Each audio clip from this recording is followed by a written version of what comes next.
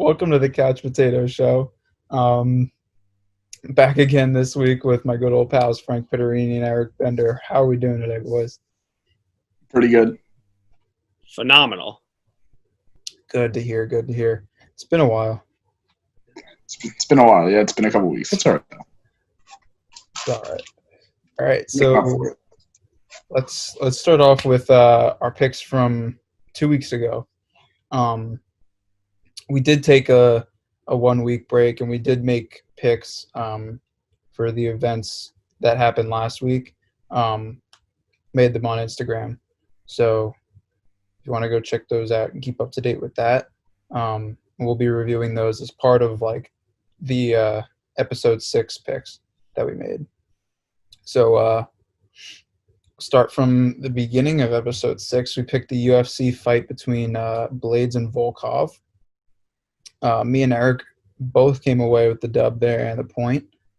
Frank took Volkov, so that didn't work out very well for him. Big fat L. Then we move on to Talladega. I took Chase Elliott, and Frank and Eric both took Joey Logano. That didn't work out for any of us, as I believe Kevin Harvick. I don't remember they finished. Kevin Harvick won the race. I don't know where everyone finished, though. Yeah, Kevin Harvick won. And then we made picks for the first PGA Tour event back. I took Bubba Watson. He finished something in the hundreds. Not very good. Frank took Rory McIlroy. He finished a bit better. I think he got top 10. I think he was like 8 or something. Yeah.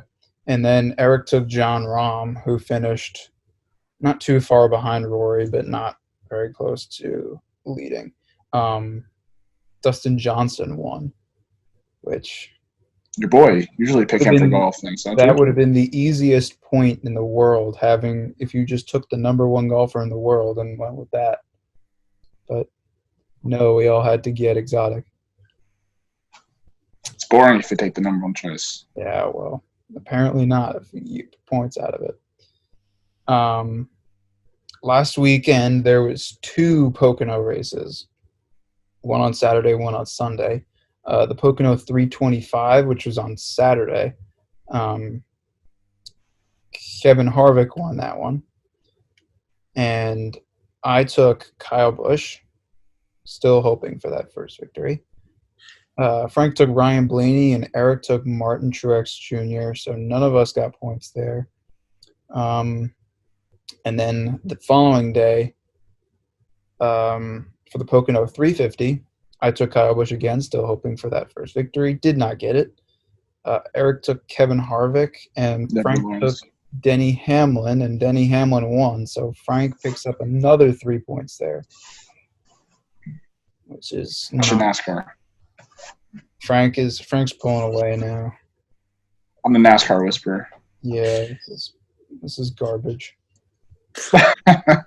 This is what happens when you pick the same guy every race, Tom. You're going to fall behind. So the updated standings are Frank has 13, Eric has 11, and I have 6. Tough. That's what you get for not fucking winning a NASCAR race yet, I guess. You got 1 point for Chase Elliott. Yeah, we all got that one race. that one time. It doesn't really matter. We all got 1 point for Chase Elliott. Yeah, but, bright side. All right, so those are our picks from last week. So let's move into picks for this week. Now, this week, you're playing it simple. There's only one event on the line, playing NASCAR this week. 3 points on the line. The Brickyard 400 at Indianapolis Motor Speedway. Let's see. Frank, why don't you start us off since you're fucking Mr. Smartass over here at the NASCAR races? Well, I'm going to take a classic. I'm going to take Eric's man. I'm going to take Kevin Harvick again because he won Saturday and he came in second on Sunday, I believe. He's leading total laps led the entire year. He's top of the NASCAR standings. There's really, when you pick Kevin Harvick, there's no like wrong answer. So I'm going to play it safe and go Kevin Harvick. Well, there is if you lose. You can talk to me when you have double-digit points, Tyler, which will be at least another week from now. So. Oh, I forgot to mention also from last week. Cam Newton signed with the Patriots. Oh, we didn't even say that. Yeah. Yeah. So both of you guys get points there because you had him going to the Patriots and I had him going to the Ravens. So another swing and a miss. Is that all the picks? I think that's all of them. Yeah, all three of us picked Dustin Poirier versus Dan Hooker, so we all get a point there. And Poirier, yeah. Forgot about what a fight it was, my goodness. Yeah, we had a lot of picks to catch up on, so we forget. We did. Yeah. All right, so back to the Brickyard. Arguably the second biggest race on the NASCAR schedule to Daytona 500.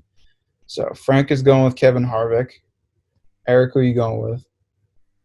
I'm going to go with someone I've never picked before, but it's not too hot of a take. Denny Hamlin in the Toyota, number 11. He's starting 6th, I believe. And much like Kevin Harvick, he too came in first and second in the past two races. This guy's on fire. He's looking good. I don't have much strategy anymore because I've been terrible. So we're going to say Denny Hamlin and see where it goes. Well, not as bad as me. I don't know if I'd go to terrible, but hasn't been great though. Hasn't been not great. You guys are going with the basic picks. Very basic. Takes the fun out of it. This is why you're in dead last. You ask why, like you don't have any points. This is why. All right, I'm gonna go with Jimmy Johnson. Okay. I don't think have any of us picked Jimmy Johnson yet. I don't think so. No, this is the first time that Jimmy Johnson's been. Okay. So we're on a newbie to the group. I have good reason.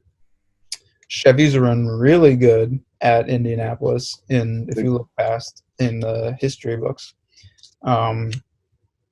Also, one thing I saw, and this is why I did not pick Denny Hamlin. The person who has won the Daytona 500 has only won the Brickyard 400 3 times in the same year. Oh, boy. And this has been going on for like 70 years. It's pretty good odds. Come on. So that's why I didn't take Denny Hamlin. And also, I would have picked Joey Logano, but he's starting on pole. And if you look past the record books, the last time somebody on pole won was 2010. Yeah, I'm losing faith in Joey Logano anyway. Like the 2 times I picked him, he hasn't won, so I'm like kind of cautious on Joey Logano. I don't know. So I'm gonna go with Jimmy Johnson, hopefully breaking his long ass streak of not. Yeah, well, it's like the longest streak of all time, I think, at this point. It's second. It's only second to Kyle Busch, who still hasn't won a race this year. So. Well, no, Jimmy Johnson hasn't won a race in like 3 years or something. No, I was just making fun. You usually pick Kyle Busch. So you're going to pick 2 guys that haven't won races in a long time. So I see a theme developing. How dare you, Frank? He's having fun. He's exotic. Don't worry. It's exotic. It's going to happen at some point. Kyle Busch wins this week. I don't know what I'm going to do with myself.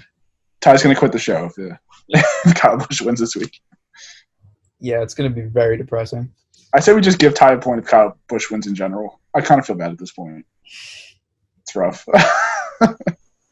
One thing I want to say about Indy on Sunday, the Team Penske cars, which is Joey Logano, Brad Keselowski, and Ryan Blaney. And there's one other, but he doesn't matter because he sucks. I forget who it is. They've been really good teammates, and like they've worked together as a team in these past few races, especially at Pocono. None of them took home a win, but like Ryan Blaney's been finishing really good. Keselowski's been up there. Logano had some like mechanical. Yeah, Logano wins a stage almost every race. Yeah, he'll win a stage, and then his engine will blow. So and then I'll crap out. Yeah. So, but I would not be surprised if one of those three drivers won on Sunday. Yeah, well, Logano's starting first, right? Yeah. So I guess that's a good starting position. But like you said, people haven't won on poles. Which 2010 you said? I have a lineup. Logano's first. Keselowski is 9, and then Blaney's 12. That's not bad. So, I don't know. By the way, Kevin Harvick starting 11, Denny Hamlin starting 6, and Jimmy Johnson starting 4. We'll see. Should be a good race. It's always a good race, honestly. I was thinking about picking Kurt Busch. He's starting, what, 2, I think? 2 or 3? 2? I was thinking about it. So, I thought that's the direction you were going to go. You're such a Bush guy. I was thinking about it. But then I realized I'd be happy that I won, but I'd be very upset that the first time I correctly picked a race where Bush won, it was Kurt. So you'd rather not get the points and not pick a Bush to win. Yeah, but between him and I was deciding 50-50 between him and Jimmy Johnson. So, all right. Well, we'll see. I would be a lot more happy. I would be a lot more happy if Jimmy Johnson won. We all know it's going to be about a 6-hour race because there's going to be lightning about every 20 minutes or so. Or rain, or so both. Those are the picks for this week. Now let's talk about the bubble. The NBA is starting back up July 29th, I believe. I think it's the 30th, but it doesn't matter. 30th, 29th, whatever. Playing in Orlando at the Disney Wide World of Sports complex, or the bubble, because they're not allowing anybody in for clear reason. But yeah. UFC, same thing with Fight Island. Yeah. I don't know. It's gonna be interesting because, like, how are they gonna? Like, players aren't allowed to see their family. Well, no, you can bring, I think, like X number of loved ones. I don't think it's like, yeah, they can. I heard. I think it's like 2 loved ones or something. Oh. But just like, I think it's gonna be a disaster personally, because they don't really have. Like, I heard this, like, all they have for the players to do all day is, like, a ping pong tournament or something. There's nothing to do all day besides, like, practice and play games and stuff like that, which the players, if you're there for 3 months, you're going to want to do something else besides, like, practice 24 hours a day or play games 24 hours a day. Because there's games all day, every day. So you got to find something to do when you're not playing. One other thing that I've been wondering about is, like, if somebody tests positive somehow, which is gonna happen, probably more than likely, because you can only control it so much. Yeah, there's bound to be a slip up somewhere. So if somebody tests positive, or forget the whole test, somebody gets the virus, they're so sure that this whole bubble thing is supposed to work that they're not abiding by any coronavirus protocol or anything, safety protocol that they're supposed to be. No, they're not. They're not doing social distancing or masking. They're not doing that. Social distancing, none of that. So then their whole team gets it. Because how are they supposed to know that they have it? They just show up to practice one day and the team gets it. Yeah, it's inevitable. I mean, someone's going to get it. It's just how well. It's like all disease. It's like how well you can contain it. It's like inevitable that someone gets it. But with this situation, there's not really like, I don't want to say there's nothing to stop the spread if there was one, but there's like very little that I see as of right now that would stop like a major spread from happening. So that's why I don't think like the Suns shouldn't be there, the Wizards shouldn't be there. I think there's just like too many teams there. There's a lot of teams that if you're trying to make this like a bubble and like as secure as possible, you're inviting teams in that shouldn't be in the playoffs to begin with. Yeah, the Suns are 6 games out with 8 to go. Like, Right. I mean, mathematically, yes, they have a chance to get in, but are they going to get in? No. yeah, and then the Wizards, I want to say the Wizards are like 5.5 or something. That could be wrong. But it's something like that. So it's just like, and especially the Wizards don't have any John Wall. So it's literally just Bradley Beal and everybody else. They don't even have Davis Bertans. He's out too. He's sitting out. So like, they're not going to win any games. They're probably going to go like 2-6 in Orlando and just be like pointless. So I don't really know why they're there. But that if there's less people, it would limit the risk for spread. But the NBA is just like, oh, money, more games. Yeah, it's definitely a tough situation. But if you could get everyone in there, knowing for sure, like obviously, you can't do one test. It's got to be multiple tests because even some of these tests they're like faulty. So multiple tests, everything. Have doctors examine people for any sort of trace of it. And then if you get all these people and their loved ones in this bubble, I'm not going to say they shouldn't social distance, but if that is the case, there's no harm in not social distancing because no one has it. But still, I think they should at least wear masks. From what I've heard, they're not going to do any of that. So I just think it's unlikely that a spread won't happen. I think they're wearing masks. Are they wearing? Well, I didn't hear anything. It's safe to assume. The one thing that bugs me about it is that they have it like a lockdown and they're gonna have fines for players, I heard, and punishments for players if they break the rules or whatever. I'm like, this is ridiculous. They're grown ass men. You can't hold them in a bubble for 3 months and expect them not to want to do something. Yeah, apparently there was they sent out the rule book, the coronavirus rule book of what you're supposed to do and the protocols for everything. And one of the players, he said, he was like, I read the first 10 pages and then I just threw it out because it was so insanely ridiculous. There's just no way you can do this stuff. It's just ridiculous. But I think it's going to work. I don't know how well I think they'll be able to play. I think they'll be able to finish, but I just don't see how they can crown an actual champion that I would find completely legitimate, Okay, so does that mean that you would put an asterisk next to the... I wouldn't actually put an asterisk, but 10 years from now when we're watching the NBA and they're 2020 champions were this, everyone's going to know what happened in 2020 and everyone's going to know that it wasn't not an actual championship. Obviously it was an actual championship, but it just wasn't the same circumstances, But, 40 years from now, no one's going to care anymore because who the hell's going to remember that besides us? You can argue that it's even more extreme circumstances. So it would be even harder to win a champion, if you know what I mean. I see what you're saying, but with all the players opting out and all the people saying they're not going to go, I don't see it. I don't know. For me, everyone's under the same circumstance. Everyone's battling this.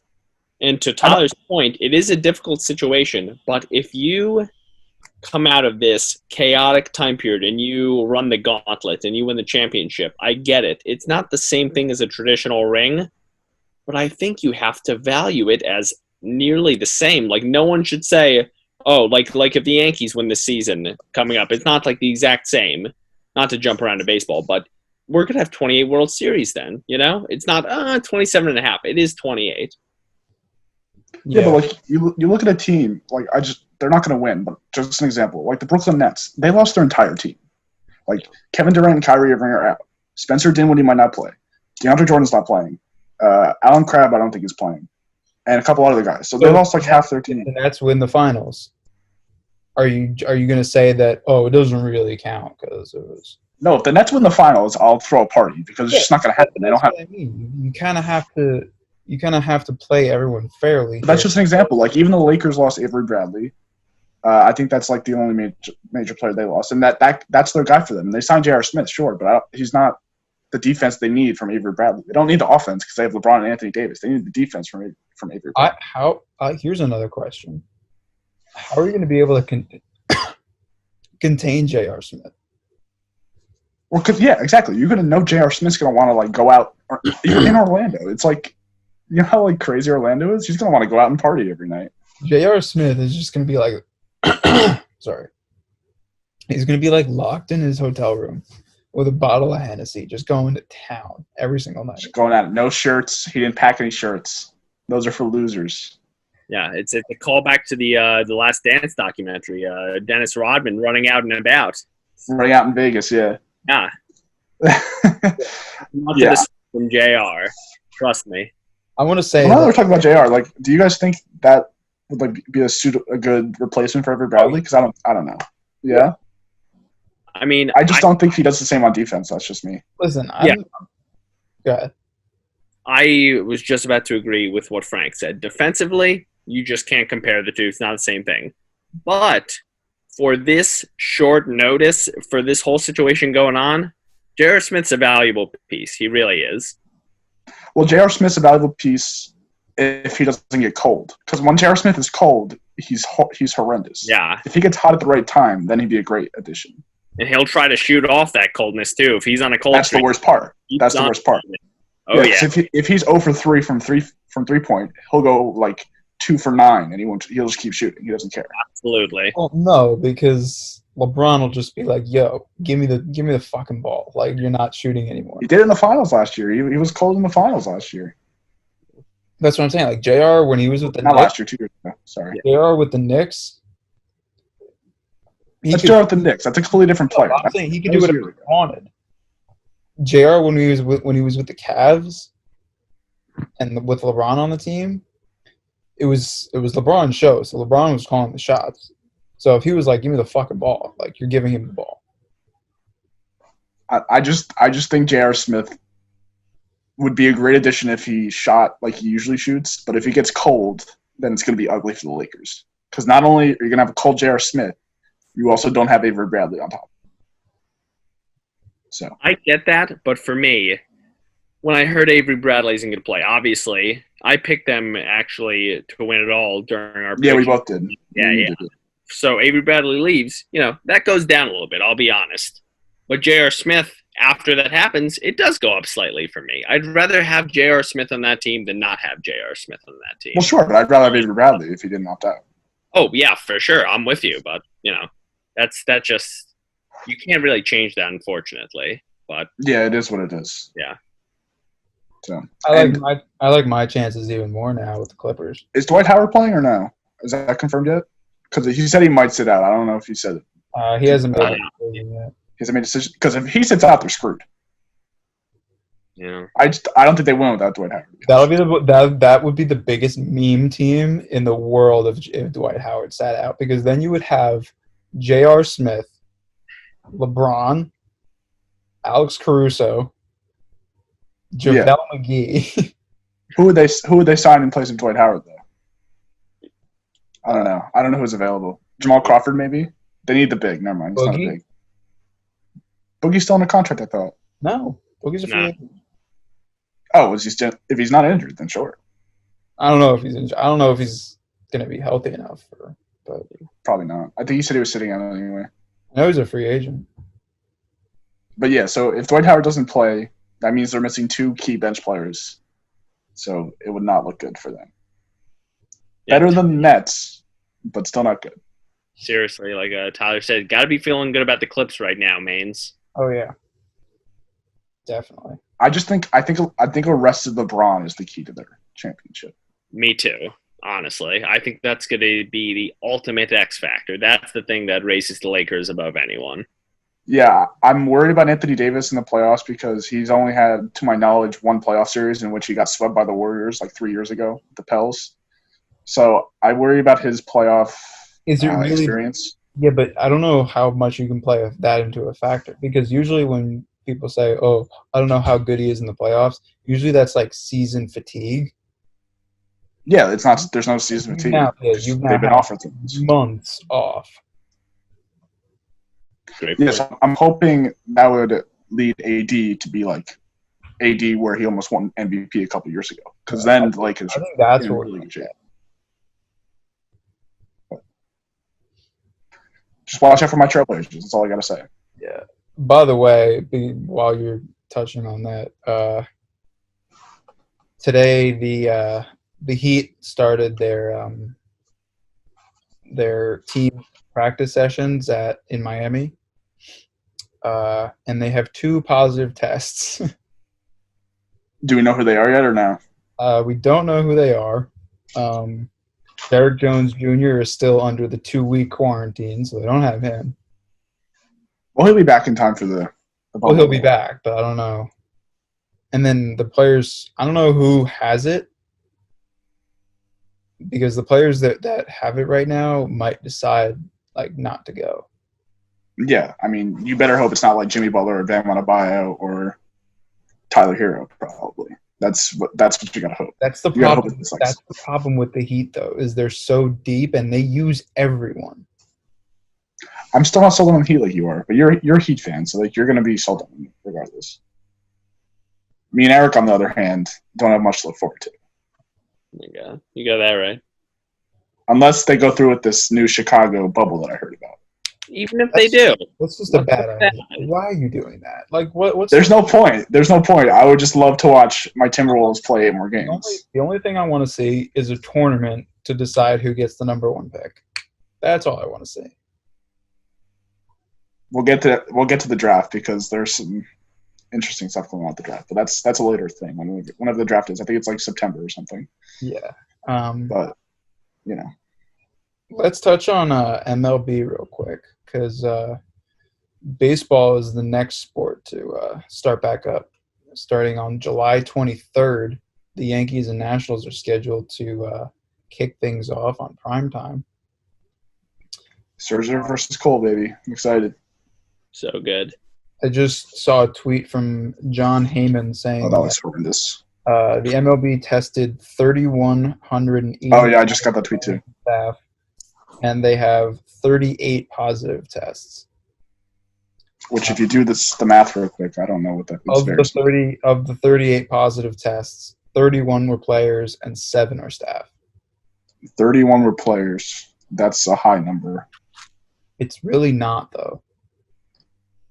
Well, you gotta figure out who the players are.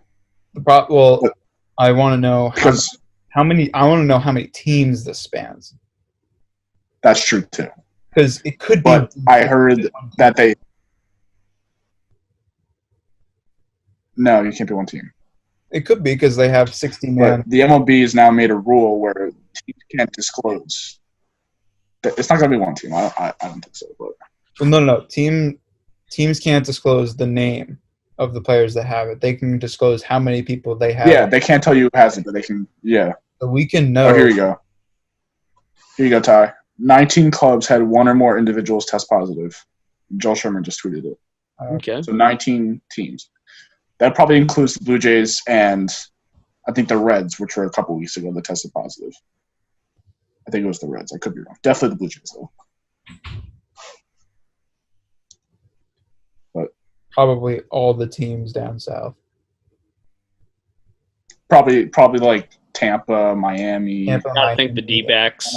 D-backs, Rangers, like all those states. Astros, yeah. Screw the Astros, right? But yeah, I mean, I think our New York teams will be fine, or they should be fine. Who knows at this point? We'll see. Hopefully it works out. I think they'll be okay though. I still don't think there's going to be a baseball season. Well, you've been saying that for weeks, even though they've already instated a season. That is now. I don't see it 20 days away. I see it happening more and more. I see it not ending more and more.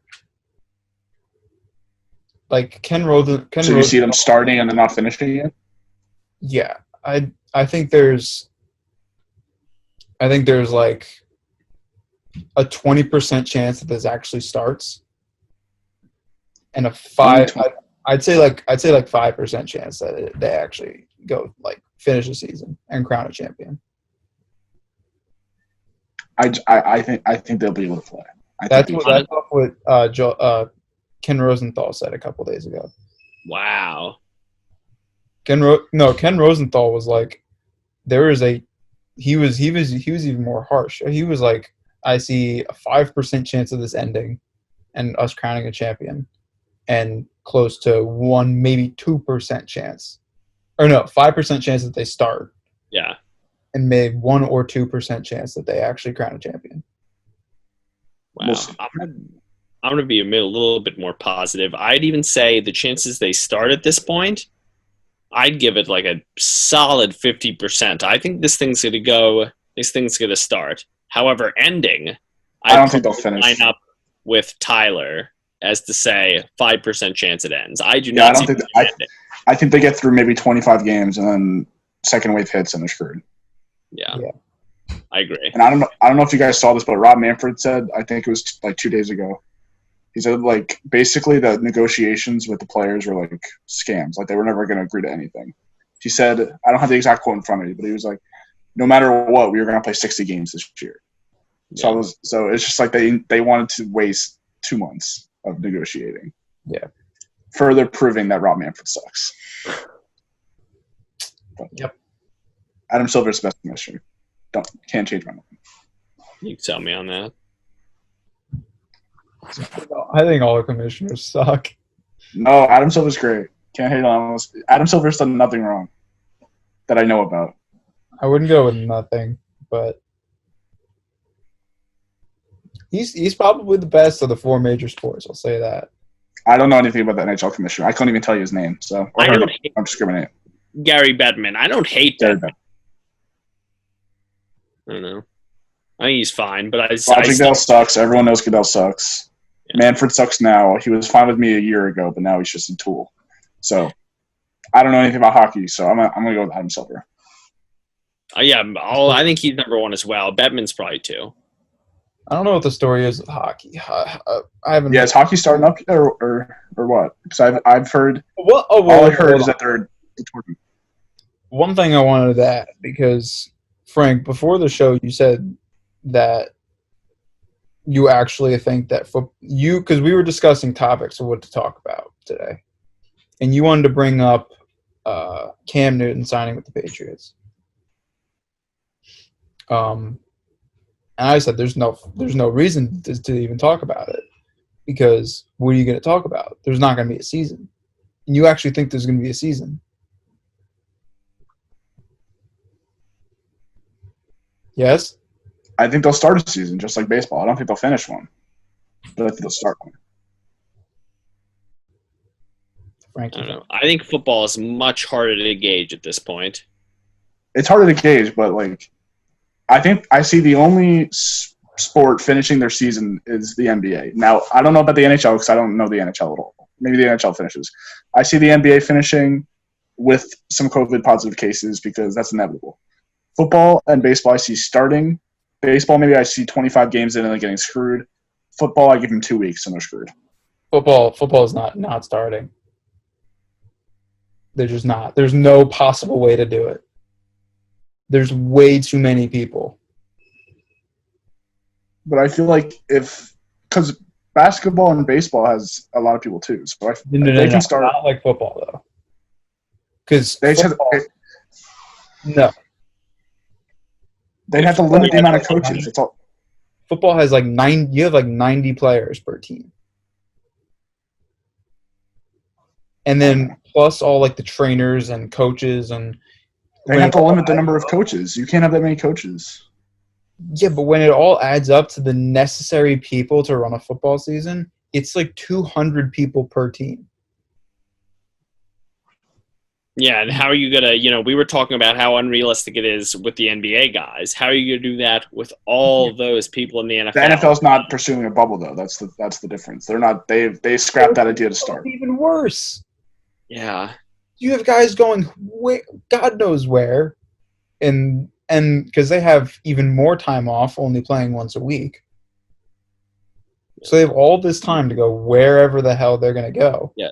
You're just asking for it at that point. Yeah. I get it. It's unreasonable to ask them to bubble, but in that case, it's unreasonable to have a season. If you're not going to do things the right way, I get it. It's a pain in the ass to do this. But if you're not going to go through the protocol, it's same thing for businesses. They need to use the exact right things, or else guess what? Not happening. But for me, it's the same thing with all the other major sports. Like even football is the most like highest grossing sport in the world, besides maybe soccer. I'll take that back, soccer. But they would lose billions of dollars, and I don't think that people in America, because it's America, that's how we are, would stand to lose billions of dollars, especially not the owners, and the players wouldn't want to lose their contracts either. So I think they can start, but I don't think they'll finish. I don't see a way it's gonna happen. I see them starting until they get like 10 positive cases, and then they're done. And they're screwed because everyone's going to get it at that point. We'll see. You guys don't agree. Most of you guys don't agree. Like a couple of months ago, I was going with the fact that, okay, we're not going to have baseball. We're not going to have sports until probably 2021. And that was just me going off of, I don't want to be disappointed if it all doesn't work out, which I'm going to be, but I don't want to be more disappointed and be surprised. So I'm just going with the fact that it's not going to happen. And if I get surprised and it does happen. Set your bar really low and you won't be disappointed. Yeah. Like Bender with the Knicks. But at this just assume they're going to lose 70 games and you're not going to be disappointed. It's so far-fetched.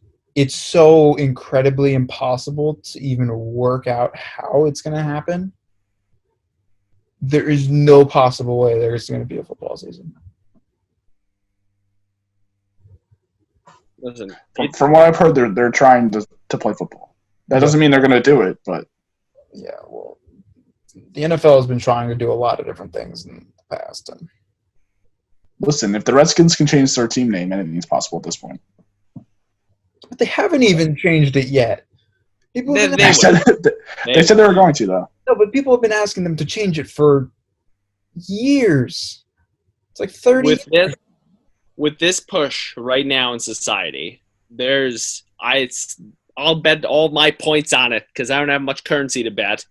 The Washington Redskins will be no more. When the NFL does play 1 week and then they get shut down, they're not going to play as the Redskins. Mark my words. The Redskins are going to be gone. The Indians are going to be gone. The Blackhawks are going to be gone. Blackhawks are going to be gone. Even our old high school mascot's going to be gone at this rate. Like, who knows? Like, all right. Well, we got less than a minute left, so we're going to wrap it up for this week. Stay tuned next week for a review on the Indy 400. And we'll talk more baseball and the start of that because there's going to be more news coming out in the coming days. So for you guys, I'll say adios for today.